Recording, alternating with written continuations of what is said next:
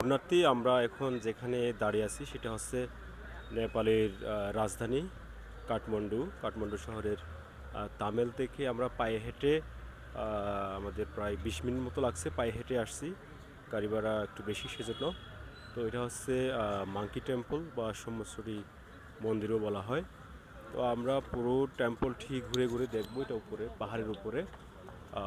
এটা হচ্ছে প্রবেশপথে এটা হচ্ছে প্রবেশপথে বড় বড় দুটি বুদ্ধমূর্তি আপনারা দেখতে পাচ্ছেন। বুদ্ধমূর্তি এখানে অনেক হাজার হাজার দর্শনার্থী আসতেছে আর যাচ্ছে। তো চিন্তা করেছিলাম এখানে হয়তো প্রবেশ মূল্য নির্ধারণ করা হবে, কিছু প্রবেশ মূল্য থাকবে, কিন্তু এখানে এসে দেখি না, প্রবেশ মূল্য নাই। দেশি বিদেশি সবাই আসছে যাচ্ছে এভাবেই। তো প্রিয় পুণ্যার্থী, আশা করি আপনাদের সাথে পুরো বিহার প্রাঙ্গণটি জুড়ে কি আছে নাই আমরা ঘুরে ঘুরে দেখাবো আপনাদের। আশা করি সাথে থাকবেন। ধন্যবাদ।